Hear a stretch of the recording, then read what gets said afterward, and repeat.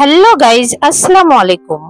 কোনো oven, electric bitter, নন electric bitter ছাড়াই আজকে তৈরি করে দেখাবো কাপকেক রেসিপি। চুলায় তৈরি, খুব সহজ। ঘরে থাকা একটি মাত্র ডিম দিয়ে 9টি cupcake. Welcome back to Soyeba lifestyle. Please subscribe and like comment দিয়ে সবসময় পাশে থাকবেন। সম্পূর্ণ ভিডিওটি দেখতে থাকুন। আমি প্রথমে একটি মিক্সিং জারে একটা বড় ডিম ভেঙে নিলাম। কুসুমটাকে আলাদা করে নিব। এ পর্যায়ে ডিমের লিকুইড ঠিক ততখানি চিনি দিব। আমি একটু চিনিটা বেশি করে দিব, কারণ আমি লিকুইড গুঁড়া দুধ 4 চামচ ব্যবহার করব। প্রথমেই ডিমের লিকুইড এবং চিনিটাকে খুব ভালোভাবে একটি স্পুনের সাহায্যে একদম সুন্দর করে বিট করতে হবে, অনবরত।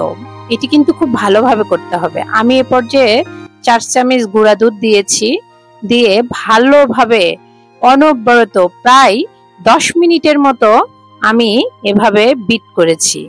তারপরে সয়াবিন তেল দিলাম প্রায় 4 চামচ। সয়াবিন তেল দিয়ে খুব ভালোভাবে বেটারটাকে ঘন করে নিয়েছি। এ পর্যায়ে আমি ডিমের কুসুমটা মিশিয়ে নিব, এবং ডিমের কুসুমটা মিশালে বেটারটা হলুদ হয়ে আসবে। দেখেন আমাদের বেটারটা এত সুন্দর ফমি হয়েছে যে এই বাটিতে আর আটতেছে না। আমরা এর থেকে একটু বড় বাটি নিলাম।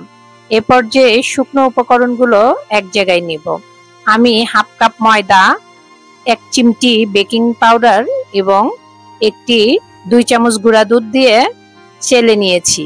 এরপর আমি শুকনো উপকরণটা ভালোভাবে বেটারের সঙ্গে মিক্সড করে নিয়ে ভ্যানিলা এসেন্স দিয়ে দিলাম। আমি আমার তৈরি করা টুটি ফুটি কেকের সঙ্গে মিক্সড করলাম। এবার কাপগুলোকে রেডি করে নিচ্ছি সুন্দর করে।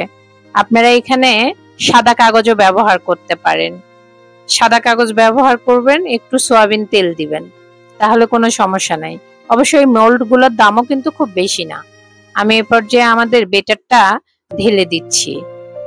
আমি 6টা মোল্ডে বেটার ঢালার পরও আমার বেটার বেঁচে গেছে, তাই আরো 3টা মোল্ড নিয়েছি। আমি চুলার টেম্পারেচার হাই টু লোতে রেখে আমি প্রথমে বালু গরম করে নিব। বালুটাকে 10 মিনিটের মতো প্রিহিট করে নিতে হবে। তারপরে আমি কেকগুলো বসিয়ে দিব। দেখবেন বালু গরম করে নিলে ওভেনের মতোই তাপ হয়ে যাবে। তারপর আমি উপর থেকে কিছু বাদাম কুচি দিয়ে নিচ্ছি কেকের ওপরে।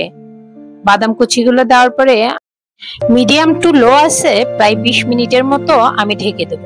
20 মিনিট পরে দেখুন, ঢাকনা খুলে দেখুন কেকটা প্রায় ফুলে উঠেছে। এবার একটু কালারের জন্য আরো 10 মিনিটের মতো রাখবো।